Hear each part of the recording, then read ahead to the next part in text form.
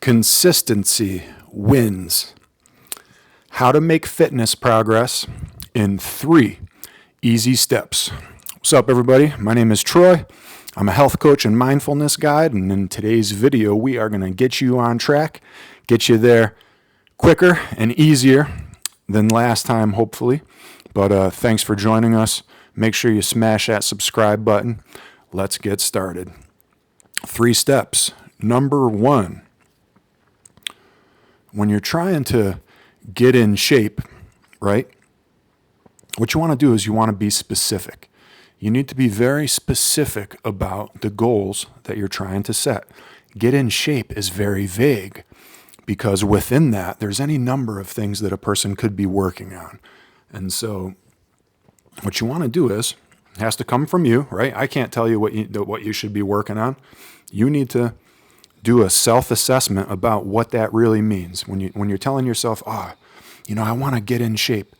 If we could whittle that down to something specific, like if you are trying to lose fat, if you are trying to build muscle, within getting in shape, these things, they could be contradictory, right? If you're trying to lose fat, you probably would be creating a deficit for yourself there.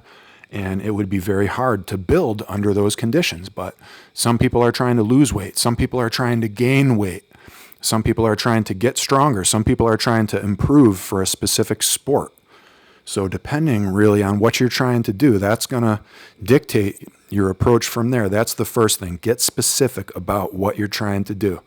Then, once you're clear, you need to prioritize that thing. You need to cut the fat, all the other stuff that's stopping you from doing or from working towards the thing that you want to improve. You need to cut that stuff out. And there's a lot of things that we do that are maybe just operating sort of in the background, where it's almost like let's call it programming, okay? Step 2 in this process is, once you've identified what you want to do, step 2 is to question your existing principles, or we could call it your programming. And a way to identify this is anywhere you have a little phrase or slogan that you say to yourself. For example, breakfast is the most important meal of the day, right? We've all heard that, and we've heard it so many times, and we may repeat it to ourselves in our head to the point where we don't even question it.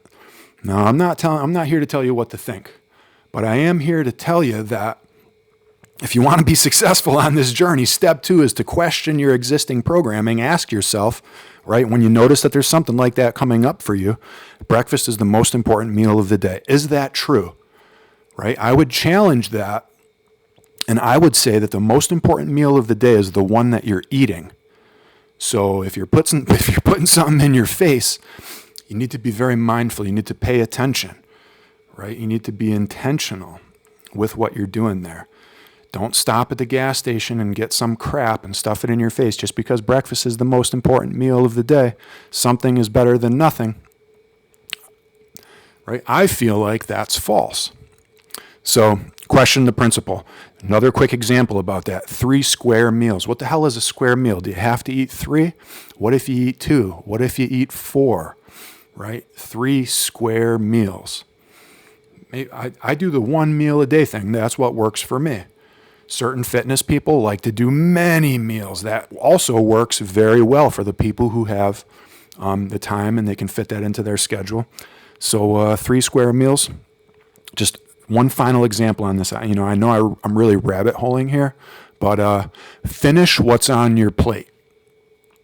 If your goal is to trim up a little bit and you are carrying around that operating sort of program in your head, finish what's on your plate.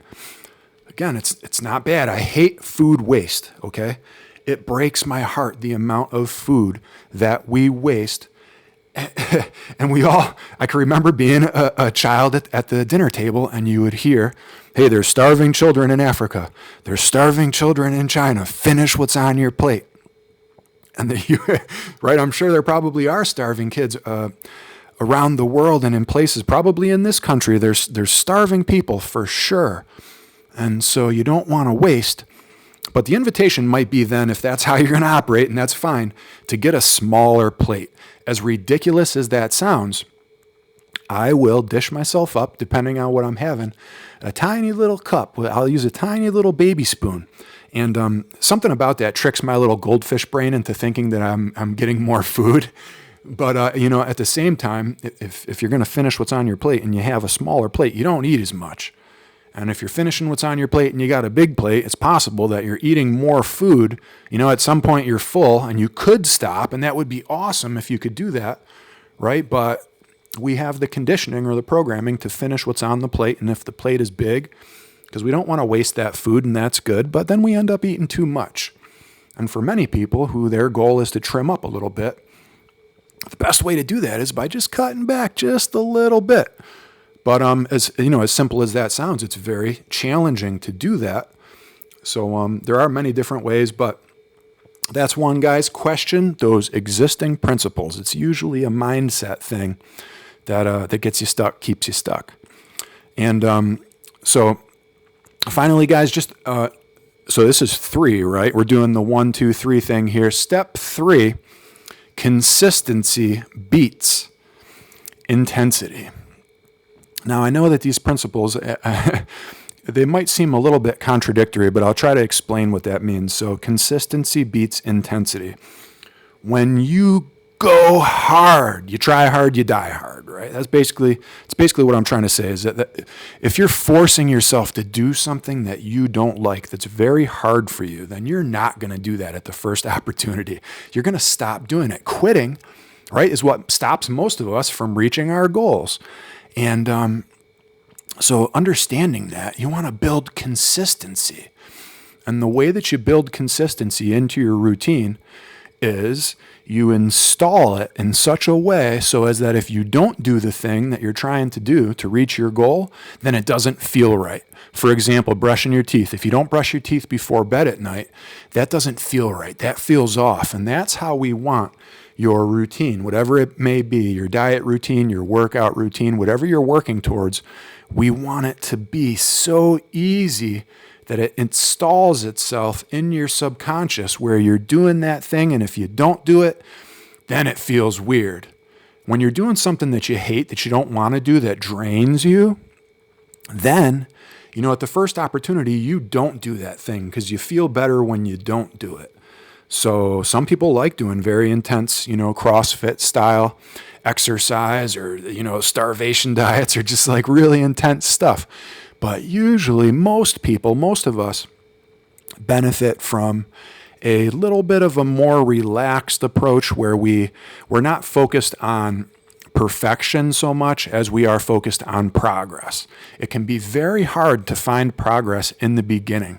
And that's what makes people quit. People are experiencing all of the friction, challenges, I hate to say suffering, but they're applying that discipline and experiencing some friction around that. And at the same time, they're not seeing the progress, and that's why they quit. So you have to be a little bit ambivalent about seeing the progress in the beginning, and you have to receive some sort of nourishment from the thing that you're doing. So I would say do something that you like. When it comes to your diet, don't starve yourself. Find the low-hanging fruit. Find a little thing that you're maybe eating right now that's not supportive of your goals that you can cut out. A little thing. When it comes to fitness, just try to increase your movement a little more. Walk a little more. Get into a thing that you like to do like golf or tennis or something like that, and really just kind of, be consistent at doing it all the time, increasing your movement. It's little things. Do something that you like. Do it frequently. Get it to the point where it's installed and you don't have to force yourself to do it. Get it so that if you don't do it, you don't feel good.